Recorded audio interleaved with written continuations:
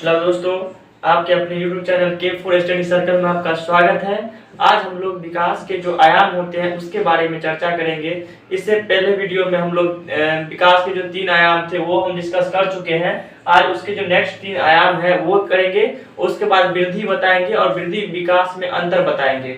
जो लोग नए हैं चैनल को सब्सक्राइब कर ले और शेयर जरूर करें, ठीक है। तो इसमें से एक क्रियात्मक विकास है। तो क्रियात्मक विकास होता है जिसे हम इंग्लिश में बोलते हैं मोटर डेवलपमेंट। इसमें जो है बच्चे क्रिया करने लगते हैं और धीरे धीरे कैसे वो क्रिया करते हैं उसका विकास के बारे में हम इसमें जानेंगे। जैसे कि जब बच्चा जन्म लेते हैं, जब बच्चा क्या करिए जन्म लिया, जन्म लेने के बाद क्या करता है बच्चा घिसकना स्टार्ट करता है, यानी थोड़ा मतलब घिसकता है, घिसकना स्टार्ट किया,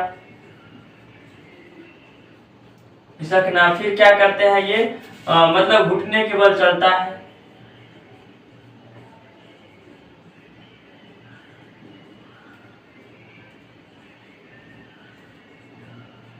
फिर दौड़ता है। तो इस प्रकार से जो क्रियात्मक विकास होता है कार्य करने मतलब जो क्या होता है कि कोई न कोई क्रिया करने से संबंधित होता है। घिसकना, घुटने के बल चलना, दौड़ना या लिखना,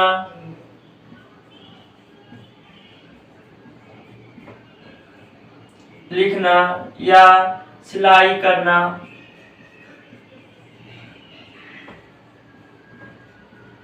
इत्यादि का जो विकास होता है वो क्या होता है क्रियात्मक विकास के अंतर्गत आने लग जाते हैं। जब बच्चा क्या होता है जन्म लेता है तो वो उतना कार्य नहीं कर पाते हैं, लेकिन धीरे धीरे क्या होता है वो हर एक कार्य करने के उसको एबल हो जाते हैं। जब बच्चा जैसे कि जन्म लिया तो भूख लगने पर वो रोने लगते हैं, वो भूख लगने पर रोने लगते हैं। पर जब उसका एज बढ़ते जाता है तो वो क्या करते हैं कि भूख लगने पर वो उस वस्तु को मतलब छीनने की कोशिश करते हैं। उसके बाद जब एज बढ़ जाते हैं तो वो क्या करते हैं मांग लेते हैं या खुद से जाकर के दे देते हैं। तो ये कहीं न कहीं ये विकास जो होता है वो क्रियात्मक विकास के अंतर्गत आ जाते हैं। उसके बाद है संवेगात्मक विकास। तो इसमें संवेदना के बारे में हम लोग जानेंगे। जब बच्चा जन्म लेता है तो प्रथम संवेदना जो होता है वो होता है रोना। जन्म के समय जो संवेदना होता है वो क्या होता है रोना। बच्चे क्या करते हैं रोने लगते हैं क्योंकि वो सबसे पहले उस वातावरण में आते हैं तो वो रोने लगते हैं। ये संवेगात्मक। इसमें क्या होता है कि संवेदना से जुड़ी इमोशन, क्रोध, भय, घृणा, वात्सल्य इत्यादि चीज सब जो आते हैं वो संवेगात्मक विकास के अंतर्गत आ जाते हैं। जैसे कि क्रोध आना, भय आना, दुखी, खुशी, ये सब जो जितने भी विकास होते हैं वो संवेगात्मक विकास के अंतर्गत जा जाते हैं। भाषाई विकास है। तो भाषाई विकास जो होता है वो पूर्व बाल्यावस्था में जो होता है। भाषाई विकास के अंतर्गत हम लोग जब बच्चा जन्म, छठा है हमारा भाषाई विकास, यानी बच्चे के इसमें भाषा का विकास होगा। जब बच्चा जन्म लेता है तो वो जिस समाज में होता है तो धीरे धीरे उस मातृभाषा को सीखता है और उसके बाद अन्य भाषा को भी वो सीखता है। तो वो भाषा का विकास जो होता है वो एक क्रम से होता है। क्या होता है एक क्रम से होता है। जैसे कि इसमें पहले हम बताए थे कि जब बच्चा जन्म लेता है तो वो रोने लगता है, यानी किसी चीज को मांगने के लिए वो रोने लगता है, उस समय उसका रोना होता है भाषा। उसके बाद धीरे धीरे क्या होता है वस्तु को अब छोटे छोटे खंड में टुकड़ा करके मतलब बोलने लग जाते हैं, नए शब्द सीखने लग जाते हैं। तो इस प्रकार से कहीं उसके भाषा का जो होता है वो विकास होता है। तो सबसे ज्यादा जो भाषा का संवेदनशील अवस्था है वो जो होता है पूर्व बाल्यावस्था जो होता है, पूर्व बाल्यावस्था।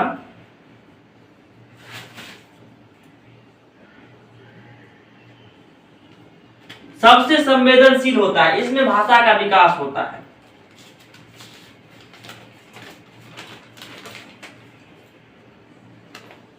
सबसे ज्यादा भाषा के यदि विकास के बारे में बात करें तो पूरी बाल अवस्था जो होता है बच्चा का वो सबसे महत्वपूर्ण होता है, सबसे संवेदनशील काल कहा जाता है, क्योंकि इस स्टेज में बच्चे को जिस भी माहौल में आप रख दोगे वो उस माहौल को आराम से एब्जॉर्ब कर लेते हैं और उसी भाषा को सीख जाते हैं। जैसे कि आप हिंदी वाले क्षेत्र में जाओ तो वो हिंदी भाषा तुरंत ही सीख लेंगे, इंग्लिश वाले क्षेत्र में उसको रखो तो इंग्लिश भाषा सीख जाएंगे। तो इस प्रकार से कहीं न कहीं भाषा का जो है वो विकास होता है। भाषा का जो विकास होता है वो कहां से स्टार्ट होता है? उसके परिवार से स्टार्ट होता है, उसके वातावरण से स्टार्ट होता है।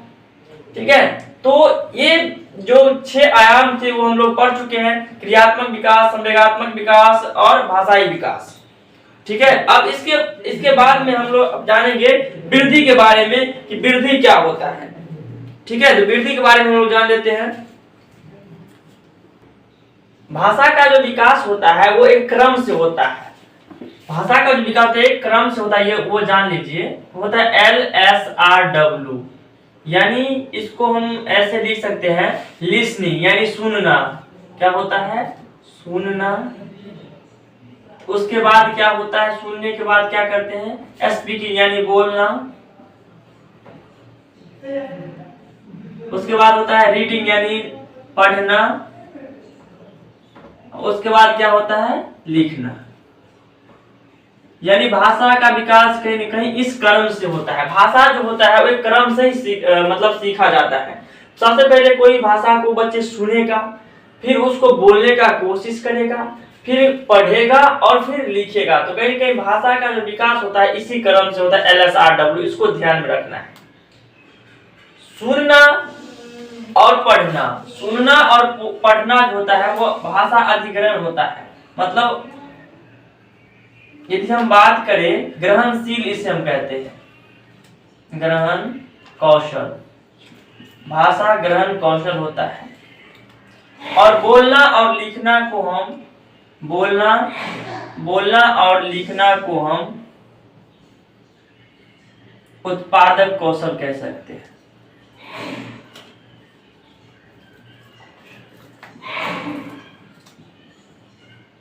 देखो, क्योंकि हम सुनते हैं या पढ़ते हैं तो सुनने से क्या होता है कि हमारे माइंड में उस चीज को स्टोर करते हैं, मतलब ध्यान से सुनते हैं तो अपने मस्तिष्क में उसको रखते हैं। पढ़ते भी है तो उसको छोटी मोटी बात को ध्यान में रखते हैं, यानी ग्रहण करते हैं। कोई बात को क्या करते हैं? ग्रहण करते हैं। लेकिन यदि हम सुनने के बाद बोलते हैं तो कहीं न कहीं क्या करते हैं? उत्पाद कर रहे हैं नई चीज को, तो वो उत्पादक कौशल में आ जाता है और लिखना भी उत्पादक कौशल में आ जाता है। यहाँ से क्वेश्चन बनता है सीटेट में, तो इसको ध्यान रखिएगा। ठीक है, अब हम लोग वृद्धि के बारे में जानेंगे, विकास के बारे में पढ़ेंगे, वृद्धि के बारे में। तो विकास में साहब जो आंतरिक और बाह्य कार्य में जो परिवर्तन होगा वो विकास कहलाएगा। जो वृद्धि में जो होगा वो व्यक्ति के या बच्चों के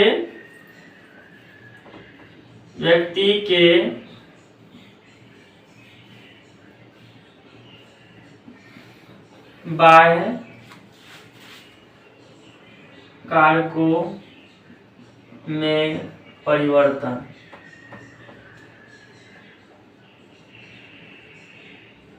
परिवर्तन ही वृद्धि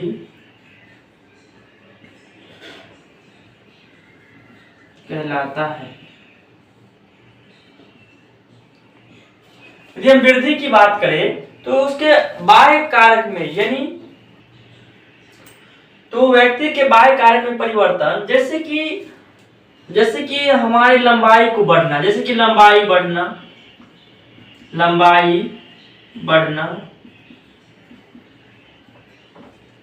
मोटाई, भार में परिवर्तन,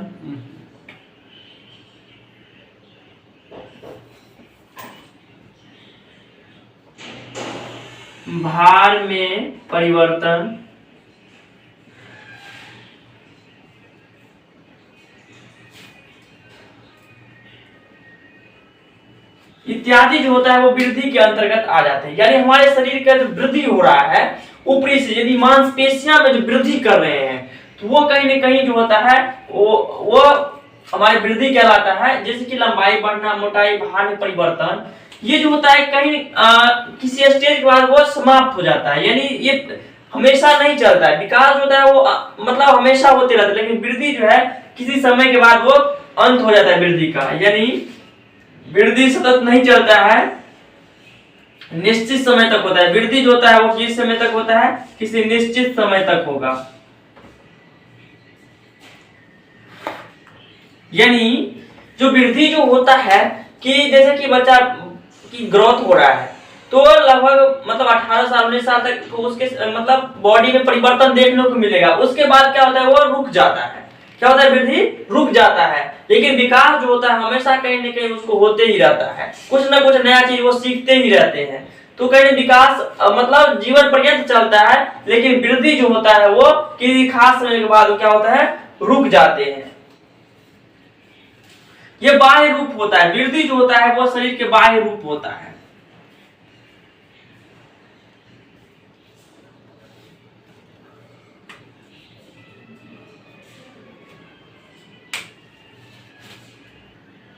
अब हम लोग वृद्धि और विकास में अंतर पता करेंगे कि दोनों में अंतर क्या होता है। वृद्धि जो होता है वो कहीं न कहीं जो होता है किसी खास समय के बाद समाप्त हो जाता है। यानी वृद्धि जो होता है वो विकास में देखो विकास में जो होता है वो शारीरिक मानसिक जितना भी आ जाता है वो विकास के अंदर आता है। वृद्धि की यदि हम बात करें तो इसमें जो होता है वो शारीरिक पक्ष आता है। वृद्धि में कौन सा पक्ष आता है, शारीरिक पक्ष आता है, शारीरिक पक्ष। यदि हम विकास की बात करें तो विकास में जो विकास के जितने भी पक्ष होते हैं, शारीरिक, मानसिक,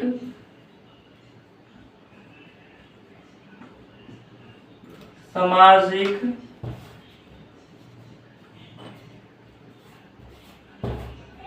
भाषात्मक, संवेगात्मक इत्यादि जितने भी पक्ष होते हैं विकास के वो सारे आ जाते हैं। यानी वृद्धि में सिर्फ यदि हम बात करें तो शारीरिक शरीर में जो परिवर्तन होता है वो वृद्धि के अंतर्गत आ जाता है, लेकिन विकास के अंतर्गत सारी चीज आ जाती है। वृद्धि इसीलिए वृद्धि किसी खास समय के बाद ये रुक जाता है। वृद्धि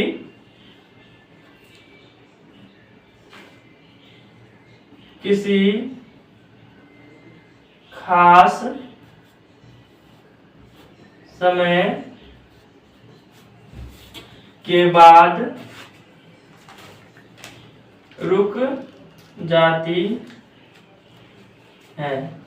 यानी वृद्धि जैसे कि शरीर में जो वृद्धि होता है जब 18 19 या 22 वर्ष के बाद क्या होता है, उसकी वृद्धि में क्या होता है, रुक जाता है, वृद्धि उतना नहीं कर पाता है। उसके बाद क्या होता है, वृद्धि में समझो मतलब कम ही वृद्धि उसकी होती है, वृद्धि रुक के बराबर जाती है। लेकिन यदि हम विकास की बात करें तो कुछ नया नया चीज उसके सीखते ही रहता है। यानी उसके सामाजिक मानसिक जो विकास होता है उसमें परिवर्तन होते ही रहता है। यानी अगर वो नया भाषा भी सीख सकता है, शारीरिक उसके बाद ये मानसिक परिवर्तन भी उसको देखने को मिलेगा, भाषात्मक परिवर्तन समय इत्यादि जितने भी पक्ष होते हैं वो कहीं के विकास जो होता है वो हमेशा चलते रहते हैं। इसीलिए जो विकास होता है वो जीवन पर्यंत होता है।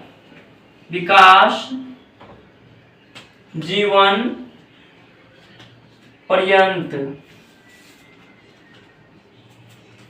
चलते रहता है।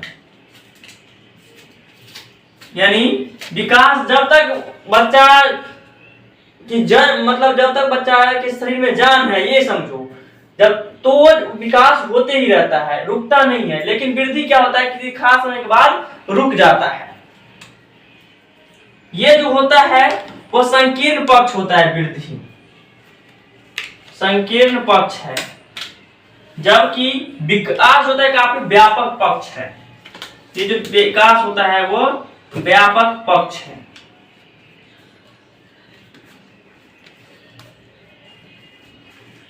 इसमें जो होता है वो लंबाई चौड़ाई और भार में परिवर्तन देखने को मिलता है। यानी लंबाई प्लस चौड़ाई प्लस भार में परिवर्तन देखने को मिलता है।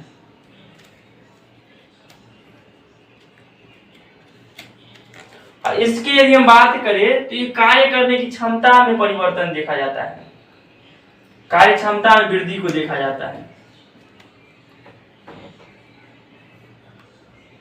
क्षमता में वृद्धि, यानी इसमें जो होता है वो लंबाई, चौड़ाई और भार में परिवर्तन देखा जाता है। लेकिन विकास की यदि हम बात करें तो उसके कारण ये कौन से कार्य करने की जो क्षमता जो होती है कितने विकसित हो चुके हैं, वो कोई भी कार्य को कैसे वो कर पाते हैं, यानी उसकी जो क्षमता होती है, अगर विकास में होगा तो कोई भी आसान कार्य को वो जटिल रूप से बना करके करेगा, लेकिन जब उसका विकास हो जाएगा तो वो मतलब कोई भी काम को आसानी से कर पाएगा। तो कहीं कहीं कार्य क्षमता में इसकी वृद्धि को देखा जाता है। तो ये लंबाई, चौड़ाई और भार में परिवर्तन और ये कार्य क्षमता में परिवर्तन को दर्शाता है। ये जो होता है वृद्धि वो बाह्य रूप होता है, बाह्य रूप होता है, यानी बाहरी रूप से परिवर्तन, जबकि विकास जो होता है वो आंतरिक एवं बाह्य दोनों होता है। आंतरिक रूप से भी परिवर्तन और बाह्य रूप से भी परिवर्तन, आंतरिक रूप से भी परिवर्तन होगा और बाह्य रूप से भी परिवर्तन देखा जाएगा। अब इसको थोड़ा हटाते हैं। वृद्धि को आप क्या कर सकते हैं, माप सकते हैं, यानी वृद्धि हमारे कितना वजन हुआ है इसको आप माप सकते हैं, बट विकास को आप नहीं माप सकते हैं। ये इसलिए माप सकते हैं, इसलिए मात्रात्मक होते हैं, ठीक है, इसको माप सकते हैं तो इसलिए क्या होते हैं, मात्रात्मक होते हैं, ये मात्रात्मक होते हैं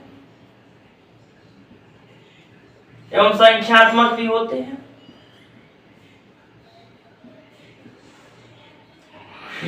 इसको गुण में परिवर्तन होता है, ये क्या होता है, गुणात्मक हो जाता है। गुण में परिवर्तन जब भी होगा क्या हो जाएगा, गुणात्मक हो जाएगा।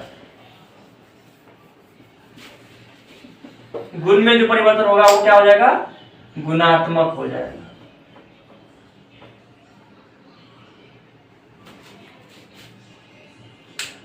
इतना चीज जान चुके हैं।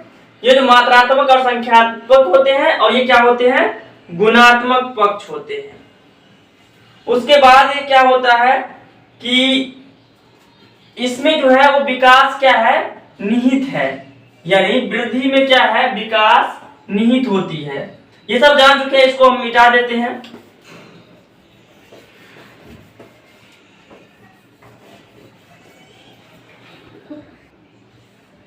जैसे कि इससे पिछले मतलब मिटाए उसमें था कि ये मतलब जो गुणात्मक होते हैं उसके बाद इसमें सारे पक्ष शामिल होते हैं, यानी शारीरिक, मानसिक, सामाजिक जितने भी पक्ष होते हैं विकास में शामिल होते हैं।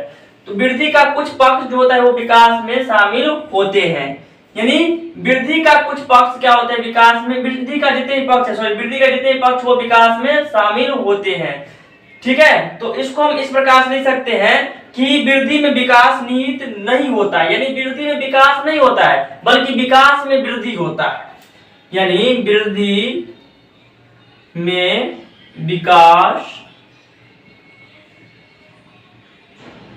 निहित नहीं होता है, क्योंकि इसमें सिर्फ शारीरिक चीज ही आ जाता है, इसमें शारीरिक, मानसिक, सामाजिक सब चीज आता है, इसलिए इसमें जो है विकास नहीं है बल्कि विकास में ये चीज देखने को मिलता है। इसको हम ऐसे लिख सकते हैं, विकास में वृद्धि शामिल होती है। तो इतना अंतर है, इसके बारे में अच्छा से जान लीजिए। और यहाँ से बराबर क्वेश्चन सीटेट में आते रहते हैं कि वृद्धि क्या होता है, विकास क्या होता है, वृद्धि और विकास में क्या अंतर होता है। तो हम लोग बहुत सारे अंतर समझे। विकास अपने आप में काफी व्यापक है, ठीक है, वो हमेशा जीवन पर्यंत व्यक्ति में होते ही रहता है, लेकिन वृद्धि जो होता है किसी खास स्टेज के बाद क्या होता है, रुक जाता है। विकास की यदि बात करें तो विकास को आप माप नहीं सकते हैं, तो नहीं सकते हैं, ये गुणात्मक इसीलिए होता है क्योंकि गुण का मूल्यांकन आप कर सकते हैं। लेकिन वृद्धि जो होता है, शरीर में कितना केजी की वृद्धि हुई है तो ये आप माप सकते हैं, इसको संख्या में भी आप माप सकते हैं। वृद्धि जो होता है वो थोड़ा संकीर्ण पक्ष है, लेकिन विकास होता है काफी व्यापक पक्ष है। विकास में जो होता है वृद्धि को हम रख सकते हैं, लेकिन वृद्धि में विकास को नहीं रख सकते हैं, ये बात समझिए। उसके बाद हम लोग जानेंगे कि विकास के जो सिद्धांत हैं वो क्या क्या सिद्धांत है, उसके बाद जो विकास की जो अवस्था है वो कौन सी अवस्था है। तो सबसे पहले हम लोग जानेंगे कि वृद्धि और विकास के जो सिद्धांत है वो सिद्धांत हम लोग नेक्स्ट वीडियो में डिस्कस करेंगे, और उसके बाद नेक्स्ट वीडियो में आराम से स्टेज जो होता है, मतलब अवस्था जो होता है वृद्धि और विकास के, उसके बारे में हम लोग चर्चा करेंगे। तो आप लोग शुरू से लेकर के अंत तक वीडियो को देखिए, तभी आप लोग समझ पाइएगा, वरना किसी खास वीडियो को देख करके मतलब आप नहीं समझ सकते हैं। तो इसलिए हमेशा ये कोशिश करिए कि वीडियो जो है वो शुरू से देखिए। जो भी हो आप लोग सपोर्ट जरूर कीजिए ताकि मैं वीडियो बना सकूं। और मैं ये इसलिए बता रहा हूं, और बहुत मेरा जो ये टॉपिक है काफी मतलब जो दिखाते हैं वो काफी शॉर्ट होता है, और क्वेश्चन यहीं से आएगा, कहीं से आने वाला है नहीं। और मैं लगभग 2-3 बुक को रख करके उसके बाद उससे मेन जो पॉइंट होता है वो पॉइंट फिर नोट बनाता हूँ, और उस नोट को मैं यहाँ पे डिस्कस करता हूँ। तो ये बात समझिए कि इसमें कोई भी पॉइंट छूटने वाला है नहीं। यदि छूट भी जाता है जो आप लोग परिचित है तो आप कमेंट करिए और उसको हम देखेंगे और नेक्स्ट वीडियो में उसको डालने की कोशिश करेंगे। तब तक के लिए bye and have a nice day to all of you.